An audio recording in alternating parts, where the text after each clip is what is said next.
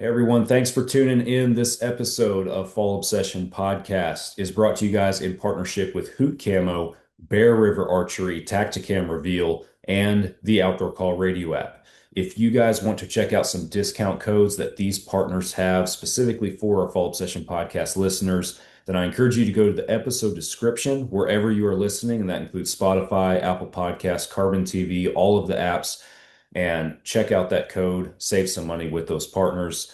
Be sure that you guys are following the show, subscribe to our YouTube channel. If you have not already, give us a like on social media. We always appreciate you guys showing us that support. I am your show host, Sam Thrash, and this week my guest is the founder of the Light Ranch and the host of the From the Ashes podcast, Miss Heidi Stout. Hope you guys enjoy this episode. You are listening to another Fall Obsession podcast. The power lies within that middle ground. Hunting transformed my life. I think you have to be built somewhat different. That Dale Brisby's a super puncher. We need to get Pop-Tarts on the next Walmart order. I'm serious. Because to come into this country and stay dedicated to that, it was pretty awesome. If it's only for one, then you've done your job. We have to do what's right for the wildlife, and that's our responsibility as hunters. Fall Obsession Podcast. Welcome back, everyone, to another Fall Obsession Podcast episode. I'm Sam Thrash, your host, and my guest this week, she is the founder of, oh my gosh, I'm a terrible podcast host. The founder of The Light Ranch. The Light Ranch. Golly, I was like, light. I know that light is in there. Golly, I'm already off to a bad start. I'm sorry. Founder of The Light Ranch and the host of From the Ashes podcast, Miss Heidi Stout. Welcome to Fall Obsession Podcast. Thank you. I'm so excited to be here. Appreciate you having me on. I'm happy to have it. And since I've already made a fool of myself right out of the gate, tell us a little bit about who you are and how you got into the outdoors. Oh gosh, that's always such a loaded question. I don't It ever is, really yeah. know how to answer. Like, who am I? Why am I even here? Some days I'm like, I don't even know like how I got here. All I can say is the Lord willing got me here, and that kind of led me to this place. And all truth and honesty, I'll start with how I kind of got into the outdoors. I mean, I grew up going outdoors. Like, we didn't have a lot of money growing up, so it's like the one free thing you can take your kids to do. Right. And fishing and camping is, my dad always took us to new places, so I'd be like, always loved just seeing new outdoor places. But after my divorce in 2019, my oldest son came to me and was like, "Hey, I want to learn to hunt." And I'm like, "Cool." Grew up in Phoenix, city girl. A lot of people don't know I wanted to be a fashion designer. I moved to New York back in the day. And so I'm like, this is new territory, but I'm like, okay, we're going to do this. Bought a used bow, and then went through probably one of the hardest seasons of my life. And it became my therapy and really what saved me. My kids don't really hunt much anymore because of soccer and jobs. The seasons don't really align. But I became obsessed, and like I've been here ever since. And through that process and through my hard season, we'll do the quick nutshell version. We can dig into it however you want to. Sure. I got to a place where I was ready to end my life, and instead of moving forward, God just brought people into my life and experiences that kind of pushed me to say, okay, I need help. And through that, told me that he was going to use my story for purpose. And through that became my nonprofit, helping other women, and eventually plan is to help trafficking survivors utilize faith and community and the outdoors for healing, because I feel there is truly everything in all of that we need for our survival. No, absolutely. Like that's powerful for sure. And we'll certainly dive into that and kind of dissect some of that, because I completely agree. Like, I've been hunting and in the outdoors my whole life. My dad got me plugged in at a young age. But I'd really like, it was just something that I did with him growing up. And it honestly wasn't until I got into like the fire service and became a first responder that was like, okay, now I have a different appreciation for the therapeutic effect that this holds. It was almost like there was a whole rebirth, if you will, in what hunting in the outdoors could do for a person. Just that it just opened my eyes. I saw it through a whole nother light. So it is definitely important. And it sounds like you're talking about diving in with after your kids express some interest and everything, and you mentioned a bow. Did you just dive into archery right out of the gate? I did. I like to start with what's hard first, and I work my way backwards.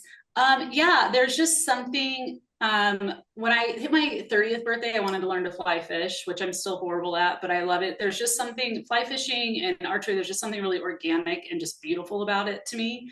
And so I have some friends, I mean, I live in Idaho, and so, everybody pretty much except for me was a hunter here. And so I had some friends that I worked with, and so they archery hunted. And so they kind of taught me and like told me all about it. And I was like, yeah, I want to try that. And my brother-in-law, that's what he does. He doesn't really do much anymore, but that's what he was doing at the time. And so my sister had a bow. And so I came over and I shot it once. I'm like, yeah, I want to try this. And there's just something super empowering too about learning a new skill. You got to really be okay with just sucking at it. Yeah. And asking a lot of questions. I remember going into the bow shop and they were so good to me. Like they didn't make me feel stupid because I really, even still, I'm like, I still have a ton of questions as I've, grown over the last couple of years because I got really serious about it like in 2023. So, I'm still pretty new to this. And so my friend helped me get a used bow. So I was like, let me start with that, make sure I like it before I invest a lot of money, and kind of started my little outdoor, like I was going to blog about these experiences with my kids. And that kind of fell off when I went through that really dark season. And then coming out of that, I was like, I'm just going to start documenting openly, which I'm not an extrovert. I'm really very much more lean towards the introvert. And so I was like, I'm just going to put it out there. Nobody's going to ever see anything I do. And then just God opened all kinds of doors, and that's why I'm really landed here. And I told myself, like, as I started the process, if doors open, no matter how stupid I looked, I'm just going to say yes. I'm going to, as long as it aligns with my values and things like that, I'm just going to say yes and, not care what people think about me and just go for it. And there is just something so beautiful about being out there during archery season. There's not as many hunters. It's hard as heck. But every season I've just grown and learned. I'm pretty much solo hunt all the time. And so you learn from all of your 5 million mistakes. But it's like the greatest thing in the world. Yeah, it's pretty incredible. My dad did not bow hunt growing up, so I like my introduction to hunting and hunting, at a young age was strictly with firearms.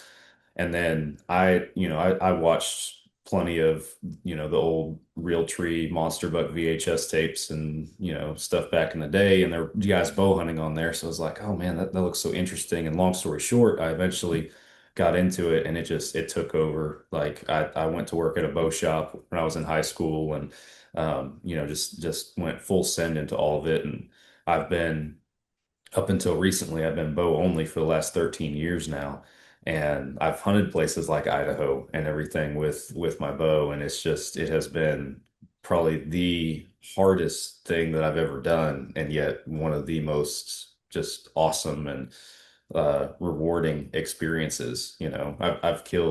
I've been successful in field tags in Colorado and Montana with my bow. Idaho is the state that I've gone to and not been successful in. So I gotta make it back at some point and get some redemption for sure. But it was still like I was still full draw on a bull elk, and it was nothing can compare to it in my mind. Archery hunting in the mountains in the backcountry and all that kind of stuff. It's insane. Yeah, and I love to I need it like every day. Like I need to shoot my bow every day. It is literally my therapy. And so I love that I can go out in my yard and shoot 1 to however many arrows, however much time I have. I just go out there and shoot. I can't do that, with a rifle. I've got to, go to the right place. So it gives me the ability to stay in tune with my skills, and then just also kind of just get that moment to reset every day. I live on a little over an acre of land. And so it's like the greatest thing that I can go out and enjoy that without having to, go, I think of these people that I know that live in the city, and they're like, oh, I'm going to go hunt one weekend out of the year, or, go and do, and I'm like, I can shoot my bow every day. I can go check my cams, which is an hour from my house. Like, I love that. I love Idaho just for that reason. Like, everything's just an hour of me. And I want to get as much of it as I can, as schedule willing. Yeah, exactly. Exactly. So you, like, kind of on the note of archery and everything, and I hate to bounce around too much, but you and we'll talk more detail about kind of the journey to the light ranch. I'm remembering the name now. I promise. I won't forget it again. The but as far as that goes, and the people that you have interaction with and influence in and everything, I imagine you obviously probably have people who don't archery hunt that you spend some time with. Do you see an interest from folks? You just referenced the therapeutic side of archery, that is. Do you see an interest in people in just getting into archery simply for that reason? Yeah, absolutely. You hang out with me long enough, you're gonna try archery for a little bit.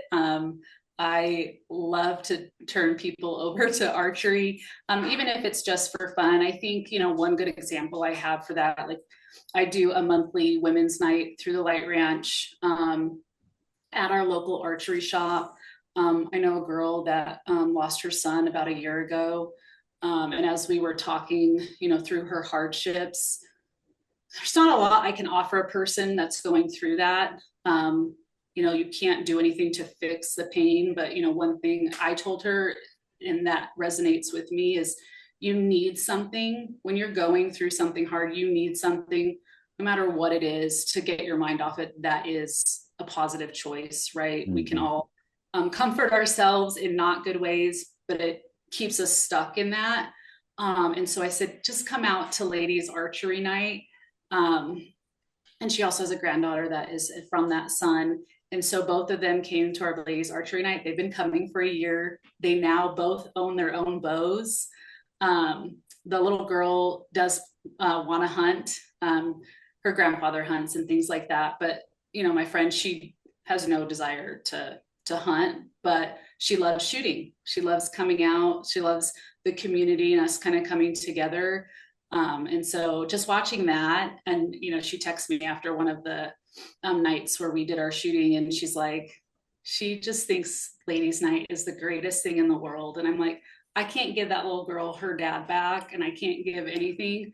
But if I've helped her find something positive and something that she loves to do, like, that's the greatest gift to me.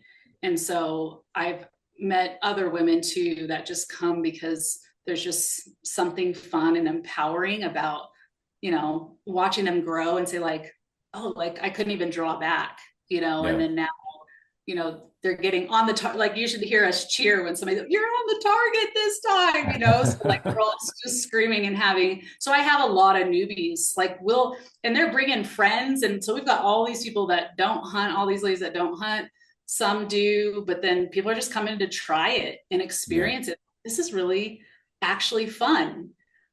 So I'm a huge, like, seller of archery. It's just a good time, and it's a great way just to build community, whether you hunt or not. I think it's something for everyone, but also, like, through the Light Ranch, everyone connects with something differently. So, like, for some, try fishing, whatever like appeals to you. There's just I really do feel there's something outdoors for everyone. Yeah, absolutely. No, it fits so many people in so many different ways. That's the beauty of it, right? It has so much stuff to offer. Talk a little bit. So let's get into the Light Ranch a little bit, because you've talked about kind of the finding your purpose, if you will, or you've referenced it a little bit as far as, hitting a low point, and from there understanding that God was going to use your journey for good. after that. So talk a little bit, if you don't mind, about that journey and how that turned into what is now the Light Ranch. Yeah, and I think it's a hard thing. I've thought about this the last couple of weeks. It's a hard thing you're doing something new, and I have this vision almost from the Lord, and I don't know what that fully looks like, and it's still unfolding, and it's pivoting and turning. And I just tell people, I'm like, I'm along for the ride here, wherever it goes. When I first came off that mountain, so there was a place on the mountain, like I live just down the road from our ski hill. And when I was going through that really dark time, the one thing that literally probably saved my life was going outside.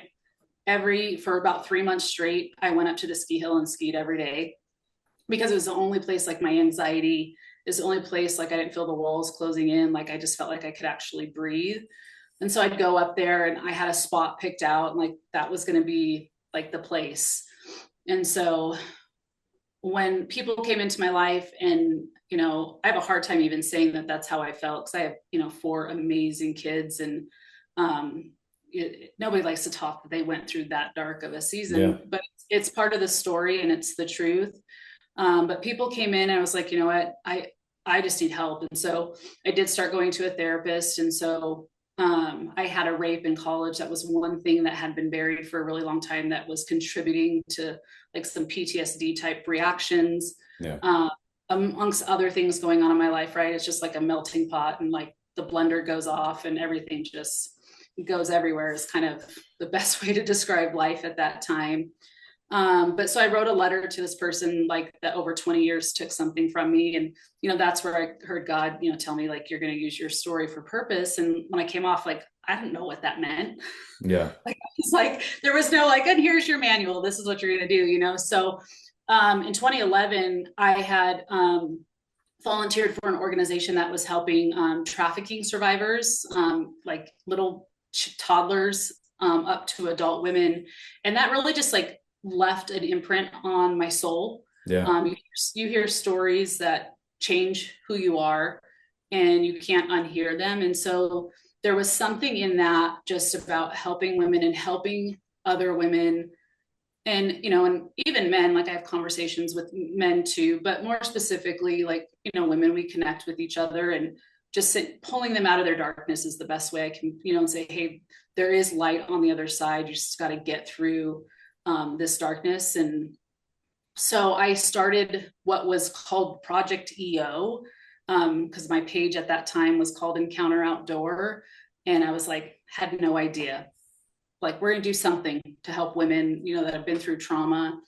And then about beginning of 2024, I just kept hearing the word light, and things kept, you just get these little tidbits of things that just happen, and the vision starts unfolding. And I said, you know what, it's a ranch. I've always had a connection to holding, like, being at camps and retreats, and just being out in nature and living. Like, even me, I'm outside of town, and there's just something like, when you're going on a vacation and you're like driving up to a spot, and you just kind of feel like, here we are. I feel like that every time I come home, because I'm away from the chaos. And that's how I want these women to feel. And so through all that, the Light Ranch was born. And so the plan is to find a property where I can house permanently. So right now, until I get to do that, we're just doing like different events, bringing people together. I have an access hunt in Hawaii that I'm hosting here in a few weeks. The ladies archery night, I hold a summit. I've held 2 summits. We held one last year and this year, and I pick a different location. But eventually, the plan is to house it permanently, do hunting retreats, fishing retreats, all the things for trafficking survivors, as well as veterans, as well as, any person. We've all faced some kind of trauma for most of us. I'm sure there are people that have not, but for most of us, a lot of women that I encounter have just been through some kind of hardship that has just rocked their soul, whether it's losing a sibling, a parent, rape, just physical abuse, all those things, and just bringing like a community. And we've just been building on that. And it's just been kind of moving at a pace I can't keep up with. but I'm doing the best that I can. Yeah. I hear you. Well, that That was is a lot. awesome. No, but that's really cool. And having I can see the value in your goal of having that physical location at some point because obviously there's a lot of logistical stuff that goes into facilitating events, hunts, shoots, this kind of stuff that you're trying to do. Yeah. Having a centralized location certainly would certainly benefits that I think and it's almost like you're able to, I mean, you are able to put better roots down, but with that, I feel like there also is the opportunity for the people who come out there and who get to experience it there's just it's hard to describe. It's just a different feeling that will come with that is my thought process at least. So that's Yeah. awesome. And it'll give me more control and Yeah. ability. There's so many ideas that I have. But yeah, planning them logistically at different places and different times and registering if I'm just there, that I'll be able to have the freedom to do that. And so, yeah, that's the long-term vision. And just we're continuing to fundraise and do the things till I get to that point. It's, I'm fairly smart. I'm not that smart. I'm not that gifted or talented, nor do I have the amount of funds that it will require. But I'm just trying to stay obedient to where I'm being called and being patient too, because I think too, like, when I think about the darkness I went through, it's just a couple of years ago, there's still refining and growth that I've had to still continue to go through to shed things that I know can't go into the next season, right? I feel like every season, I'm like, okay, here's this next step. Yeah, like that's not serving me anymore. So there's been that piece too in preparing myself. Because when you have people coming to you telling you, I've heard some heavy stories. They change you. I've stayed at night crying because you just feel so helpless. You want to just help and take people's pain away, but you can't. And so there is something about building, it won't ever be perfect in some of these scenarios, but I have to strengthen myself to be able to take that on, but then also not carry it with me every day, and direct those people and support them in the capacity that I have the ability to, because I'm not their savior, but want to support them the best ways that I can. Yeah. Well, and it's a journey too. Like, I mean, you already talked about it, in that moment where you felt called. It's like, all right, I feel like I have a purpose here, but you said it, the roadmap is not right there in front of you from the get-go, right? There's a lot of questions and a lot of stuff that still has to fall into place and everything, but and even still, you still have goals and aspirations and everything, but I mean, I have faith that it'll definitely be achieved because I mean, you've already seen the growth and development and stuff, and I'm a Christian as well, and I believe that if you are truly working for God and everything and following that calling that He has for you, that He'll his gifts will be shown through that. So it'll come. The glory is all for Him, but yeah, there's definitely, I know He makes us wait at times, and I'm like, Lord, Yeah. Let's go. Like I'm not much of a, and that's just my nature. I've been in leadership and things like that throughout my just career that I've had, up to this. And I'm just kind of like, what do we need to do to get things done? But, things like this do take time, and, we live in an instant society. And so it's hard not to compare yourself and be like, wow, they just, but I love hearing the stories of resiliency in people, whether business owners or athletes, just all those stories of people that just never gave up, and how long it really took some of them to accomplish, the dreams or the things that God placed on their heart. That's what keeps me going too, because gosh, I've quit probably 700 times up to today. So, that's, I think, the only way you lose is by quitting, and that's the failing, is when you actually just quit. Yeah, well, I mean, I would argue that you can fail, but failing and quitting are different things in my opinion. Like I think failing, as much as it stings, it builds character and makes a person stronger, I quitting. tell myself. And this is a little bit of the fireman in me coming out, like quitting's unacceptable, but failing's okay as long as you pick yourself back up. So Every end of September, that's what I tell myself. yeah. I'm stronger. I'm stronger this season. Yeah, after my elk hunt, that definitely was the mentality. I'm a flatlander from Texas, so being up in the mountains, I thought I was good to go, and it kicked my butt. It did me in up there. So It's different territory for sure. I mean, even every ski season, just walking from the parking lot up to the lift, I'm like, whoo, like I'm not that out of shape. But I mean, I grew up in Arizona, so just that elevation and like it'll surprise you if you're not out there doing it every single day, even when you live here. Oh yeah, no, it for sure is it'll humble you real quick, no doubt about that. So Yep. so while we're kind of still near the topic of what you're doing through the light ranch and everything like that, um, can you describe for some of our listeners and everything what you have been able to witness in, and I'm imagining, I'm assuming in this that you have seen the positive effect that the outdoors has had on people who have never, perhaps never have experienced it ever before in their life. What's that like getting to witness that in somebody else? I don't know. Like I was, I'm preparing a speech because I'm going to Canada next week. And I was thinking about that. Like that was one thing I was thinking about is I don't know how to put into words when you get to experience like somebody's life changing almost right in front of your eyes. Like who they are when they came in is not who they are after that moment. Yeah. And they're forever changed. And it's really hard to put into words. And in no way am I saying like, I am the result of that. It is really the result of the Lord bringing them into the community and then just experiencing what's already out there that God's created, right? Like he gave it to us for a reason and for a purpose. We just don't always utilize it. There's so many, you can start get into the scientific studies about the effects that all different aspects of the outdoors has on our bodies. And you're like, okay, yeah, it was literally created for us for a purpose. But I've had everything from, so at each of the summits, we do we'll do a couple different outdoor activities. People can bring their bows. If they shoot, we'll let some people try bows. I'll bring a couple extra bows.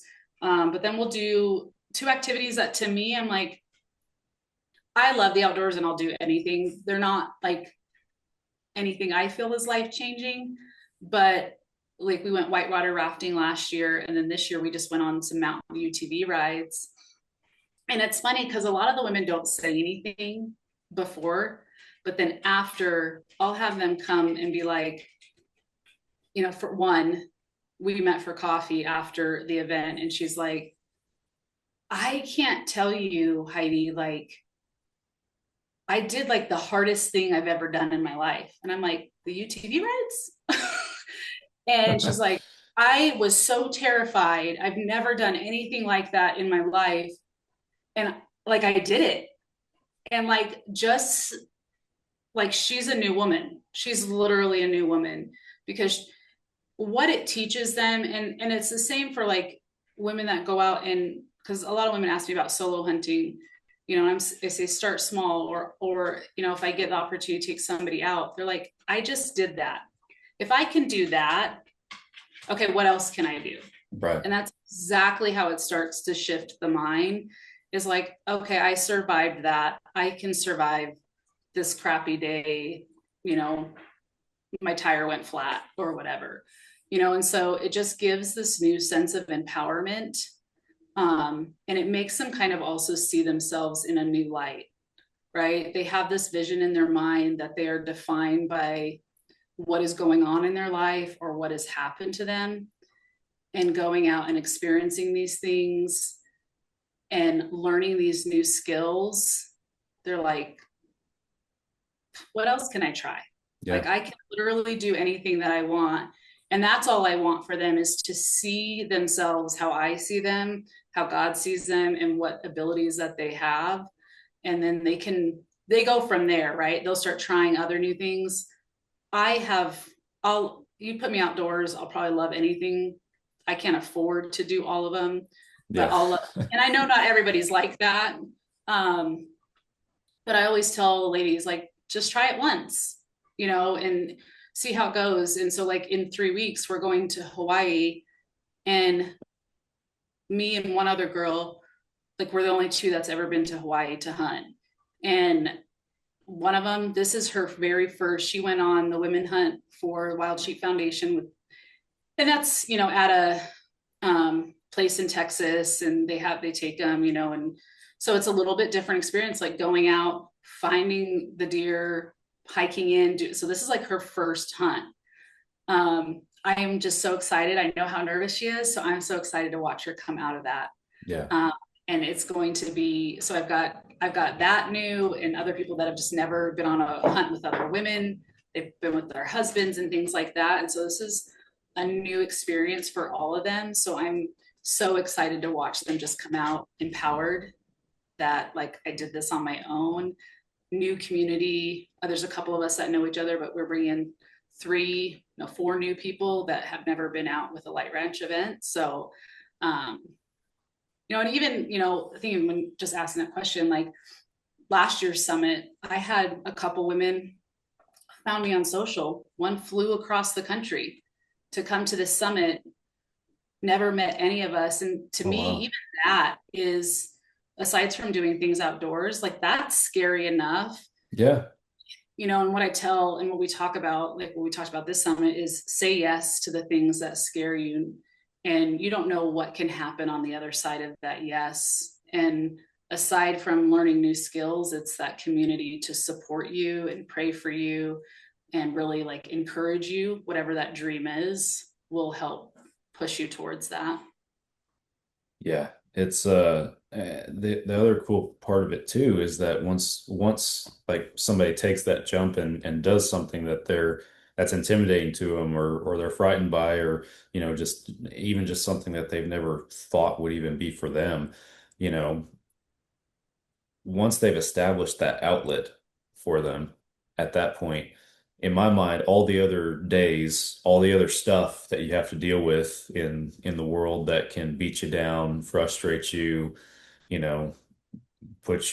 start put you in a bad place, whatever it might be. If you've established and now know your outlet, it's something to look forward to. And all of a sudden, that flat tire on the side of the road, or a bad day at work, or something going wrong with the boss, whatever it might be, those issues seem smaller, because on the backside you're like, oh man, yeah, that sucked, but I only got 3 more weeks until I'm back in the mountains, or whatever it might be, and that's your outlet, that's your time to decompress and get it all off your chest type deal. So yeah, it's I'll say it again, the outdoors are a powerful thing. So community is a powerful thing as well. Yeah, they really are. I mean, and that's same for me. Like, I know when I'm getting agitated and things like that, I'm like, I need to go for a hike. I need to go shoot my bow in my yard. Like, I know where to decompress, and where to turn, as opposed to, I'm going to sit here and turn the TV on, or, and I don't ever watch TV, but like, I know those things that will just help me stay positive. And it's this, when I go out in the mountains, like, I like to be in really rough conditions sometimes, just to push myself. I'm love misery, I've been told, but I know each of those situations and scenarios, like, if I can make it through that, I can handle that. And then it prepares me also because like you said, the mountains humble you, and you don't know what to expect sometimes. And so you have to kind of be prepared for any conditions that can just show up at any time. And so I like to be more prepared, but be smart about it too, for sure. Yeah. And you learn something every time.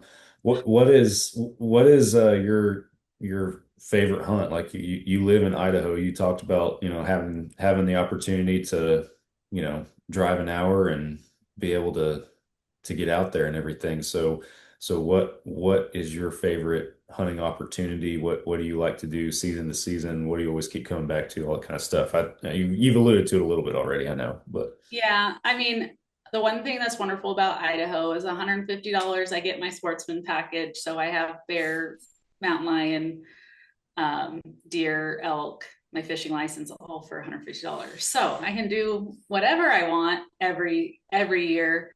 But September is where my heart is at. It's archery elk.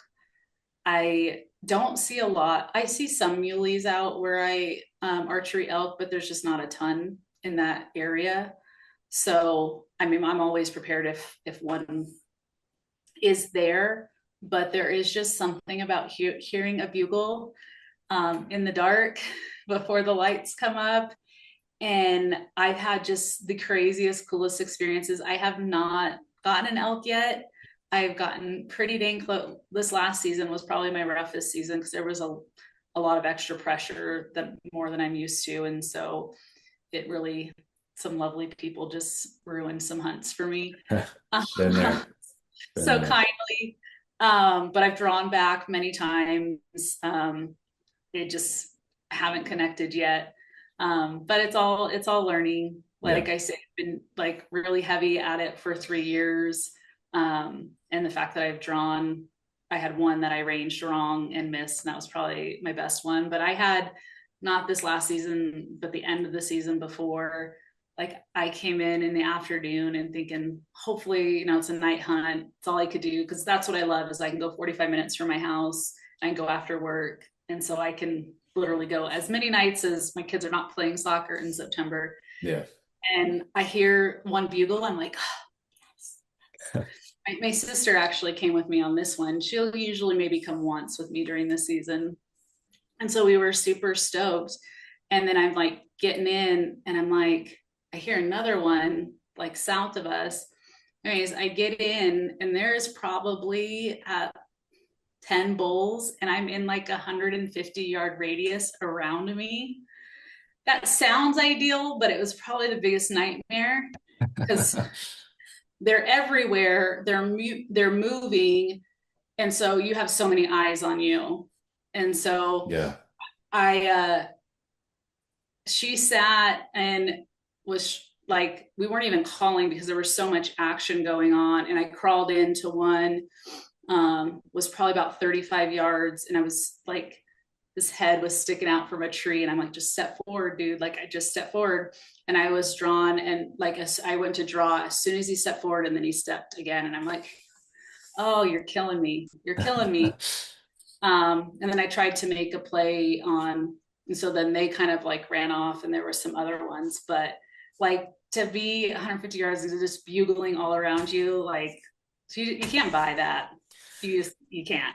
No. Like, even though it didn't go my way, like it was the coolest experience. Like I've had so many experiences, not that exact, but you're just like this, like, I'm not even sad. Yeah, no. I'd love to come out with one, but like that was freaking awesome. Yeah, it is. It's so cool how I'm of the opinion, and this is coming from a guy who grew up hunting deer stands and feeders in Texas for whitetail, right? Which don't get me wrong, it's how we hunt down here, and it has a special place in my heart. It always will be. Idaho folks can laugh, but it does. But hunting out west for me, it has opened my eyes to so much more that hunting has to offer, I guess, in addition to the outdoors, but kind of to what the context you're speaking of, like so many times stuff happens and it's like, yeah, I don't care that just happened. Somebody else might be ticked off that, everything just got blown up, but it's like, no, let's get back on the horse. Let's keep going. Let's make this happen and everything. And one of the things that has been really apparent to me was just I love solo hunting. I like grew up solo hunting basically from the time that my dad cut me loose. I was basically just going to stand by myself, and still every year I sit in a tree stand by myself, and there's something about bow hunting out of a tree on a trail in a crisp November morning when the sun's coming up that's probably my favorite place to be in the world, in all honesty. But being in the mountains and referencing my one Idaho experience, I was so tuned into it and I wanted to be successful. I was ambitious for that, that I felt like I was learning almost at a faster pace. Like I was just a sponge. I was soaking it all in. Whereas down here, yes, I've absorbed all this information over decades of hunting down here. But there it's like, okay, I only got this amount of time up there. I need to make the most of it. You're doing research before your hunt. You're looking at stuff afterward, kind of post gaming it a little bit. But then also being up there, I was up there with three other guys in elk camp, and we did the whole backcountry 25 miles back on horses. Took us 2 days to ride back in there. Like it was insane. And every morning we're saddling horses to ride up to the mountain so that we can hunt down. And it's just that whole thing. One, you're living up there, and it's almost like hunting was secondary because we and these animals that we brought in here with us have to survive first and foremost. But then the other side of that too was, I'm up there with a bow, and we call a bull in to like 50 something yards, 51 yards, and I'm at full draw. I have him in my sights. I just don't have a clear shot to sling the arrow. And one of the other guys in camp, he was a rifle hunter. He's on his also going after his first elk. And the plan was we're gonna try to get one close enough for Sam to take with a bow. If it doesn't work out, Chris can take it with a rifle. And that's what ended up happening. I didn't get a shot at this bull, and before he busted out of there, Chris took him with the rifle. And still, I was not the one that pulled the trigger. I didn't put an arrow through that bull. But it was like we all felt success. All four of us felt like we were successful because we all played a part in that. And it was Chris's bull. His tag went on it, and he took the meat home, or most of the meat. They gave me a little bit. So I was gonna say they better give you a yeah, little bit. that was nice of him. But all is to say, like, yeah, it's his bull that he's taken home. But to all of us, it was like, this is our hunt and our bull. And that's the only bull we killed while we were up there. I didn't fill my tag. No one else, none of the other four did. But it didn't feel like a waste. I wasn't coming off the mountain like, oh man, bummer. Right. Like all frustrated or nothing. And that was for me, that, and I had a similar experience with my mule deer in Colorado when I killed that one with my bow with some friends. It's like this is our hunt. This is our success and everything. And kind of going back to, you're talking about, folks flying across the country to come to one of your events and to meet people and everything like that. You know, Folks might live in different states, but you're building lifelong friendships at the same time. You're building a support network in that at the same time. And success starts to look a whole lot different when you're hunting with people. That's my opinion. Solo hunting has a sacred place for sure, but the camaraderie side of hunting, at least I was never feeling that until I started hunting out west. It's got its own magic, if you ask me.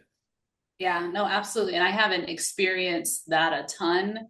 I mean, like I said, I solo hunt, and so I have to give myself a little grace because I'll get hard on myself for sure. Because you put in a lot of miles, a lot of hours. Those days are long. Like, I mean, I'd be lying if I said I haven't cried a few times coming out, just feeling, defeated.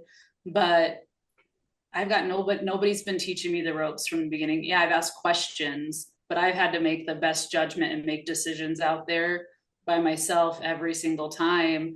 And I love, a couple of people have said, you should throw, there are more tree stands going up out here for elk and things like that. And they're like, you should do, and I'm like, but I love I love stalking in on them. I'm really good. I've gotten really good at stalking.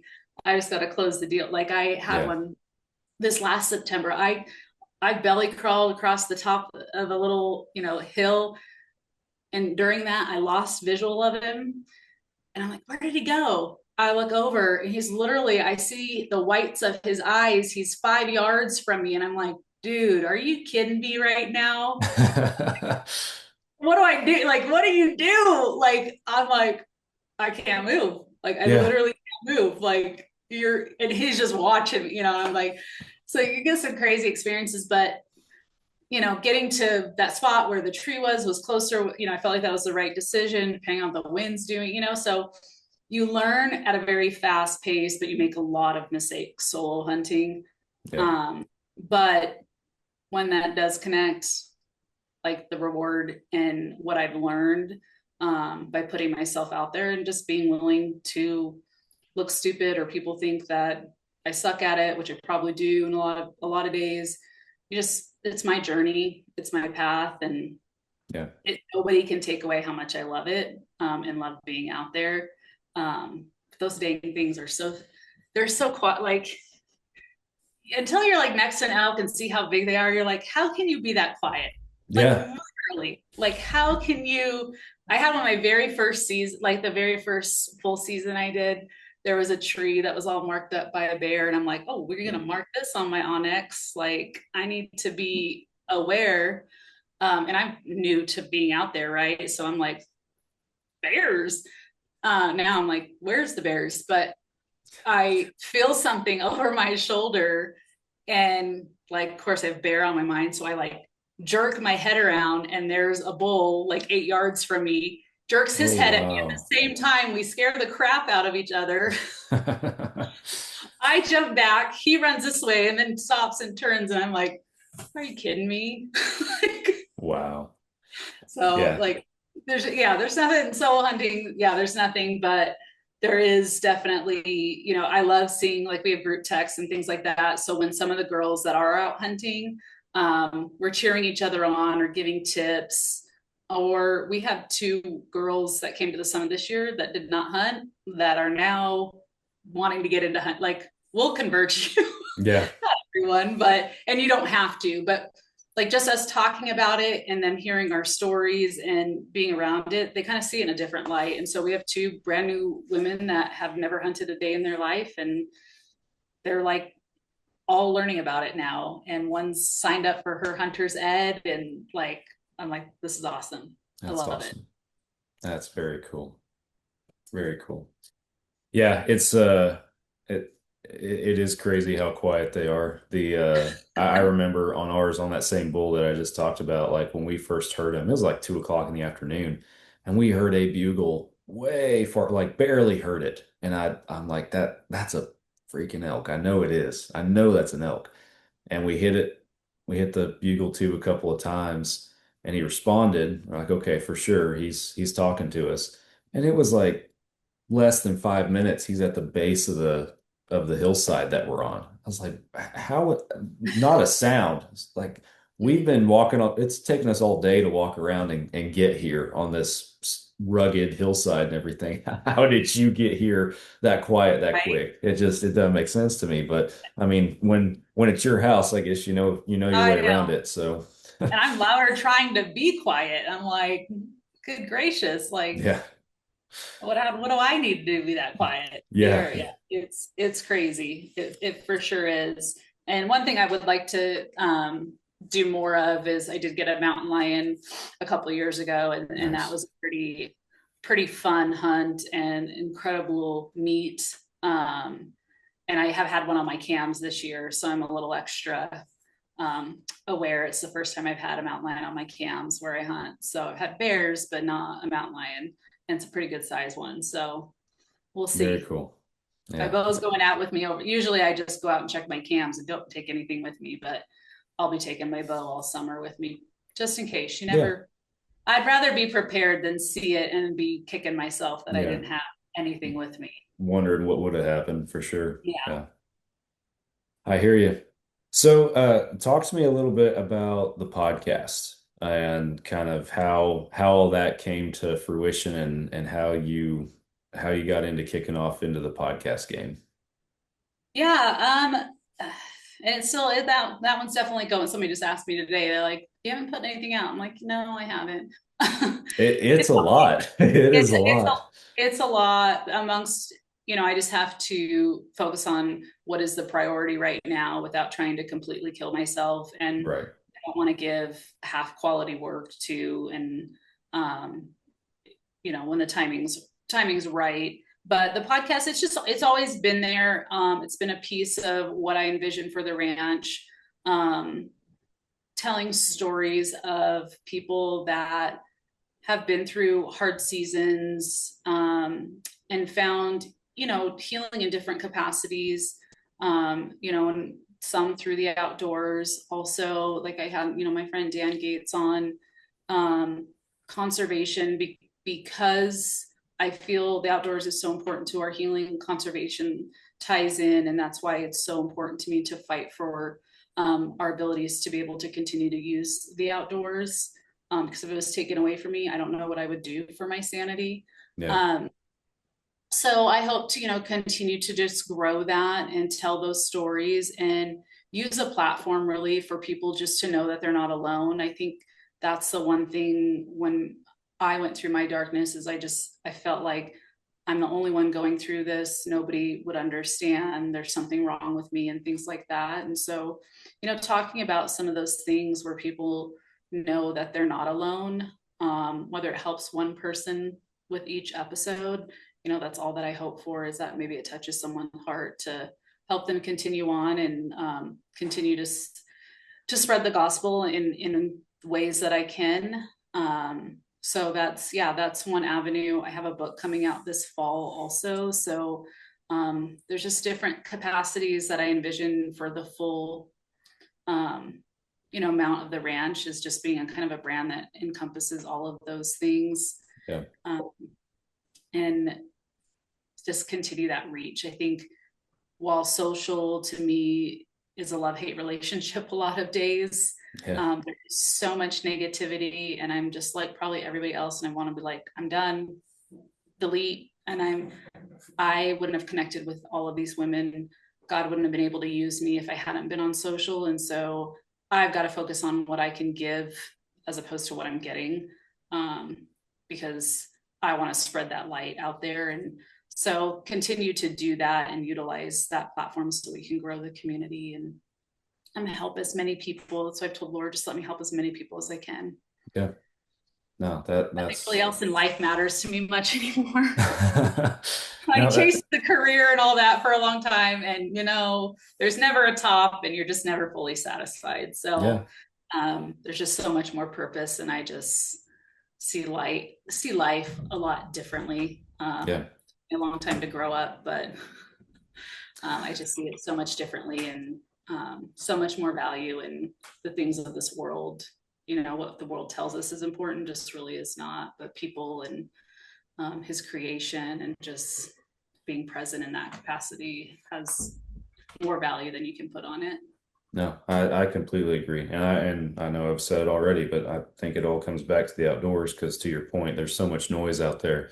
And I feel like the outdoors allows everybody to be able to boil it down in their own lives, whatever that looks like for them, to what truly matters, what truly doesn't, and take it from there. And so definitely has the healing powers with that. But yeah, that's a great outlook to have on it, and I love the intentions behind the show.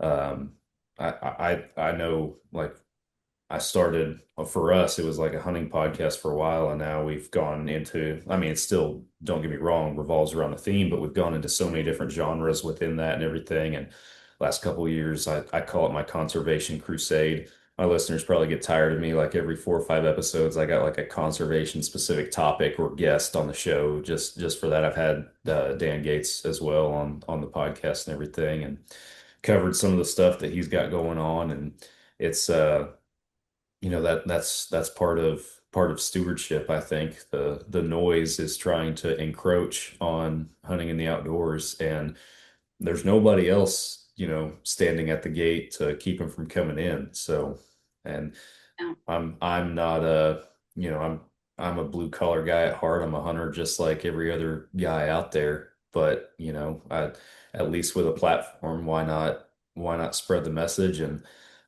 you mentioned something and it rung a bell with me. You just like, even if it benefits just one person. And we actually had it was a while ago, probably 60 something episodes ago. We had a friend of yours, Courtney, from Soul Summit. She came on our show and did an episode with us. And she said during that show, I asked her a similar question, I guess, as far as, the podcast and all that. And she said, if it's only for one, then you've done your job. And that little quote of hers actually made its way into our podcast intro now for the whole show. So nobody can listen to an episode without hearing her say that. And I think it's awesome that because it's so right. Like it, this somebody could consider this just noise, and there's a million hunting podcasts out there now. But I know at the end of the day, the numbers don't lie. People continue listening. I'm grateful for that. And because of that, then why not use the voice to try and shed some light on some given issues and educate people on why different things are important. So Yeah. and to be relatable to people at the same time, people that are in different boats. So Yeah, absolutely. I mean, it's easy for any of us to get caught up in the numbers. It's a numbers, that's what people tell you is of value anymore, but you right. never know with just the one how many lives can be impacted. Yeah. And it's that ripple effect that it continues to go and grow. And then I think that's like the greatest thing in the world is really just don't focus on that. Just focus on where you can have impact and then use your voice, right? And I think we all think, oh, I've got to have a podcast or I've got to have this huge platform to make a difference. No, if you have 5 followers and you use your voice and one person hears you and that impacts that one person and they use theirs, like we all have a voice, but we all choose not to use it. And we live in a day and age where it's really important that we use that voice more and more. Yeah. Otherwise, things are not going to go the way that we need them to. No, and to that point, there's so few people doing it now. And, I think not to get off on a rabbit trail, but, even last year, the whole public land sale, thing that was all over social media and everything. I think that I use that as a perfect example frequently of what happens when everyday individuals who might not even be on social media at all use their voice and speak up and you know flood the phone lines and the inboxes of their elected officials with their stance on things, and it can have an impact. There is power to the people and power to every single one person individually, so people just have to remember that, and it just takes a little bit of initiative to step up to the plate sometimes. So Yeah, we have to keep our pulse on it at all times. We yeah. can't, there's never and that's the thing I think too. We're like, oh, the public, we're fine now. And so we just go about our lives for the rest of our lives. No, it's going to continue to come at us in different ways, different approaches, different states, all the things, right? And so we just have to continue to keep our pulse on it, and not let our vision slip from where we need it to be, because that's where these things sneak in. And then I also think, Dan and I talk about this a lot, how we represent ourselves is incredibly important right now. Yes. We don't live in a day and age where we just get to do and say what we want and just expect that perception to just hold, right? And people just to not care. We're fighting an upstream, battle. And so we have to continue to shed ourselves in a positive light so we don't have to do damage control, because it just sets us back sometimes. Yeah, it's a wild world that we live in for sure. But yeah, to your point, yeah, we can't take our eye off the prize, because it's a constant fight. There's no doubt about that. I just realized that we've already been going for almost an hour. I can't even see my clock, so it has flown by. Not that I have concrete time constraints or anything, but I normally try to shoot for an hour, give or take. And I have a couple of hunting related questions for you to kind of take us toward the end. But before I do, have we missed anything on the podcast, on the Light Ranch, anything like that we haven't really talked about, haven't really mentioned, that you want to be sure we hit on in this podcast for our listeners? No, I think you should have a good idea of it. Like, I think anybody, like any woman that has questions, like, don't hesitate to reach out. I think sometimes, people can be like, oh, I don't know, like, if I'll fit in or things like that. Feel free to shoot me a DM. We have a weekly Bible study, or twice a week, too, that anyone's always welcome to join. We're super laid back. So It's nothing super rigid or anything like that. So I just want to make sure that anyone knows that, anyone's welcome, has questions and, wants to be a part of anything, or anybody that wants to help and contribute, or have ideas. Mostly a one woman show. So, anybody that, wants to participate in something, or, I've been able and blessed to give away a couple bows to people. So like, Awesome. as people have, one thing that I do want to start up again is, as people have like gently used equipment, start collecting those things again. So if people need to offload some of that, I know a lot of people like to resell their stuff, but if you want to have the ability to maybe bless somebody, I'm always willing to take that stuff, because I will find someone that for sure needs it and can use it in their life. That's awesome. Yeah, pass it down for sure. So one question I did want to ask you, because you do archery hunt, you're very passionate about the elk side of everything, and kind of the DIY solo hunting style. Yeah. What is your bow setup? Because there might be even some of our female listeners asking that from a standpoint of, they're hearing you talk and they're thinking this lady's out here bow hunting elk, in the mountains. What kind of archery setup are you running?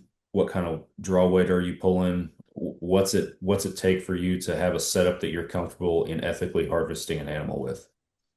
Yeah, I mean, when I started, like I said, I got a used bow. So like, I had a friend find me one. I was like, I did not start at the 40-pound.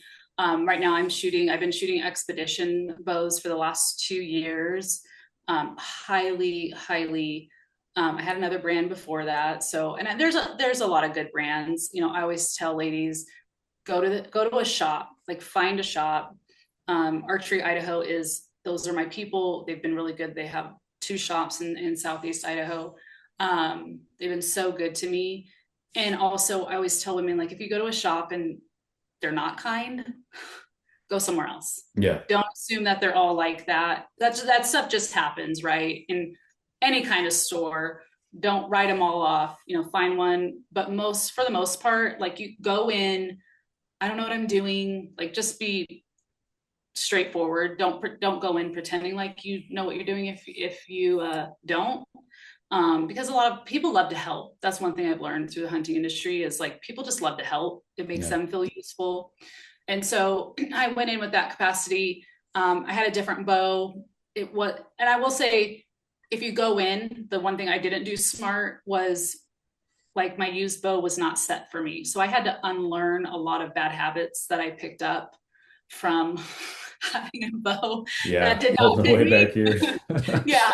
So I was like kind of starting over a little bit. So I highly suggest go in, find one that you feel comfortable with. I have the next like 30 right now. And they're incredibly easy on the draw. I'm 55 pounds for my draw weight. But I've worked up to that. Like, I spent some time in the gym. So like, it was my goal to continue to work up to that. And it also, whatever I shoot, like, it's going to be more of an ethical shot. So expedition are just, I can't say enough good things. And then I will say I have a dialed archery sight. I like the single pin, and I like to rotate my dial. My accuracy went up immensely by having the dialed sight. And I'm not saying that in any, like, getting anything out of that. Like, my accuracy changed the game for me, my dialed sight. I don't have their newest one. I have their original. But I highly, for anyone that is getting into archery, it is a little pricier, but if you can be more accurate, it's worth every single penny. But it definitely, it changed my archery game for me. The bow, a bow that I really felt comfortable with. And then that dialed sight it's phenomenal. It really is. Yeah. I run a dialed as well. I'm not sponsored, not paid to say that or anything like that. Just I paid for it out of my own pocket. But I've run several what I would consider good brands over the years, and I have found a new favorite. That thing is incredible. So this will be my second year running it, and I'm all in. I love it. It's great. Especially if you do archery events, like every year I do a tack event. And so like the range is just all over the place, right? And so yeah, that adjustment is huge because you can dial, you can set your pin, like your pins on that single, or I just adjust because I'm like, it's a couple of the guys gave me a hard time last year. Like, are you adjusting every time? I'm like, heck yeah, like I want to be exact. Like I'm messing around. We're competing, and I almost won. To get some really good shooters. I was like, awesome. I don't know what's happening, but like we're just like, I'm like, don't say anything. We're doing good. Like, don't jinx it. Don't jinx it. But yeah, so it really, I can't say enough good things. I suggest that for people if you're like, I do want to do this, and do this going forward. Yeah, absolutely. No, certainly I think there's an entry level price point if you're still seeing if it's your thing, right? But if you do want to commit to it and everything, certainly the investment on the gear, like most anything else, I would say, you get what you pay for, and if you invest in quality stuff, that's going to last you. It's typically a one-time purchase. It's going to last you for a very long time, unless you just want to change something up. So, and I'm going to kick myself because I can't remember, but Expedition has one that's like $300 or $400, just like for a starting bow. That's phenomenal. Yeah. That's like a really good price. And that's what one of the girls ended up getting, that one that just kind of got started in it, and it's working really well for her. So something like in that price point, because I think my first one I paid $600 for, so which is still on the cheaper side. Yeah. But I was kind of easing myself in. But once I heard that, I was like, oh, that's awesome that they offer that for people. Yeah. No, a lot of manufacturers have that lower level, entry level price point and stuff to give people that opportunity, or there are brands like, I currently don't have a bow sponsor, so I can say this on the podcast, but like Matthews, for example, they have their Mission line, which is like a kind of a lower price point bow, still a good quality bow, but it allows more entry level archers to get into it and stuff like that, which is pretty cool. So yeah. So I keep getting sidetracked and everything, but I do need to start wrapping the show up and everything. I got 3 questions for you that I ask every guest that joins us on the show for the first time. First one is simple. Pretty sure I already know the answer. But I ask everyone, because while it's only a couple words, it leads to a lot of discussion sometimes. Gun or bow? Oh, bow. Yeah, I figured given the conversation, but yeah, it's I would would do about it. Yeah, I'm the same way. It's a staple for sure. Tell us about and there may be multiple, and if there is, then just one that sticks out in your mind. What is one of your favorite personal hunting memories to date? I think my very first one will always be one of my favorites. I mean, the very first time I went out, saw nothing. I like sat on the side of a hill for a little bit. Like, to me, that wasn't like my first real experience, but the first time I went out with my oldest son and my sister and my brother-in-law, we split up from the guys, and my sister's like, okay, we're going to get out here. We're going to sit like all day and maybe we'll see something. I'm like, okay. We weren't sitting in our spot about 15 minutes and a bull comes walking in. Neither of us have a rangefinder. We like panic. All I could do was get my phone out, and I am just like videoing this thing for like 5 minutes. It's standing there broadside. And finally the guys come back after, the bull leaves, and I'm just like in awe, like my first time like really seeing up close. And once I watched the video back, there was another bull that was feeding. Never even saw that one. I'm watching its rat go down. I'm like, this is crazy. But we ranged where it was at. It was 25 yards from us. Wow. Kill myself on that. But anyways, we went across, there was a little creek. We went across the creek after the guys came back, and the guys were like, okay, we'll go up, towards the top of the hill. You guys sit down low, and, hopefully they'll come back through. So we're sitting there. And I'm sitting on one side of a tree. My sister's looking up the hill. I'm looking across out the creek. And I hear her start yelling, and I see her waving her arm. She's like, bow, bow, yelling for me to get my bow. I come around the tree and there's a bear charging down the hill at us. Oh. And as soon as I came around the tree, I spooked it and it turned and ran back up. But I'm like, this was my first experience hunting. So this is why I'm addicted. I was like, is this hunting? Like, is this how it always is? Like, yeah. like, is this like, I'm hooked. Like, this is like my adrenaline's going. And she's like, we've been out here 10 years and never seen a bear. I'm like, wow. This is the coolest experience of my life. So that was just to experience it with my sister, but it was just such a special first memory. And I'm sure the Lord knew I needed that, because I was just like, this is fun. Like, this is super cool to have that as like my very first hunting experience. No. So my son was up the hill and did get to see the bear, but yeah, he didn't get to see the elk, but yeah. No, it was meant to be. The good Lord put a good impression in your mind the first time and got you hooked. So that's awesome. Yeah, even though my sister was like, why was I telling you to get your bow? You have your pistol on you. And I'm like, yeah, it's probably I want that when it's charging at us. Yeah, like that's probably a little more handy. Like it was hopping logs. I'm like, it was coming to eat us. Oh wow. Yeah. Well, last question that I got for you is, what is on your bucket list? What is a hunt or hunts that in your mind, if you had the opportunity to do it, you would consider it once in a lifetime? Oh my gosh, that's so hard. I have so many hunts on my list. I do as well. My list would take us another hour probably. I know. Like, they're all on my bucket list, and I'm happy. Any one of them like fills my heart that I get to like mark, because I'd love to. There's a lot I just love to experience. I'm gonna have to give you two. Really want to go on a wolf hunt, and I really want to go spend some time up north, chasing some of those down, or trying to. That's definitely on there. And then Alaska caribou.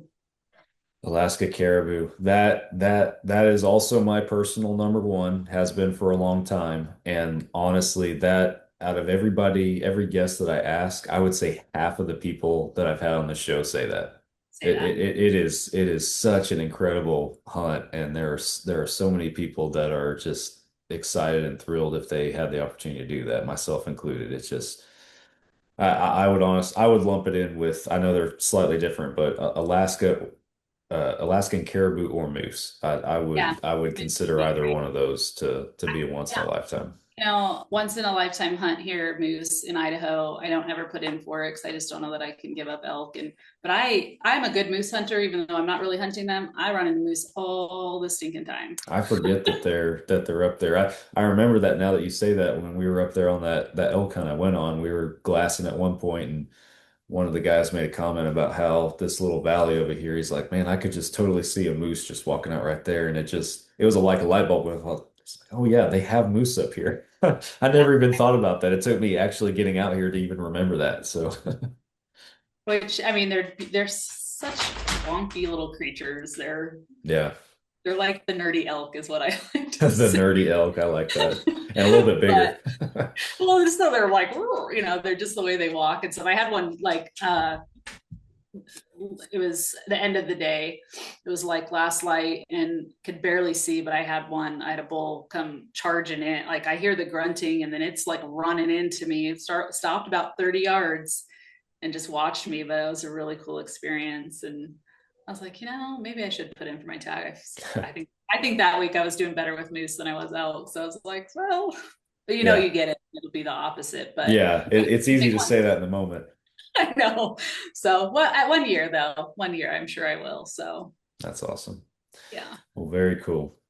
Well, Heidi, as we wrap up, tell our listeners where they can find you. You can find me on social. There's the_light_ranch for the Light Ranch, or simply Heidi Ann is my personal social. And then we have the From the Ashes podcast page also. So any of those you can connect through me. And then we also have our website, thelightranchco.org. So you can always go on there, sign up for our newsletter, or you want to donate. We love that. And then we have a new website actually launching next week. that just got redone. So that'll be launched next week. So super excited about that. Just because I did it and I am not a website builder. So don't go on and judge me if you do. You got some blood, sweat, and tears in it. So that's a good thing. Don't even, some of those things you're like trying to figure out how to make stuff work. And you're like, this is going to be the end of me. And, my kids can do it in like 5 minutes. And I'm like, yeah. But I want to have that personal touch, my own personal touch. There was tears in it. So enjoy it. Think of all the tears. Yeah. Well, Heidi, thanks for coming on our show this afternoon, this evening with us, and spend some time with our Fall Obsession podcast listeners. I appreciate it. I enjoyed our conversation, and hopefully it's not the only or the last time. So enjoyed it. Thank you. Thank you so much for having me. Appreciate it. It was our pleasure. Guys, thank you all for listening. Be sure you go follow Heidi and everything that she's got going on in her world. Hope you enjoyed the episode. I'll be back with you guys again next week for another podcast. I'll catch you then.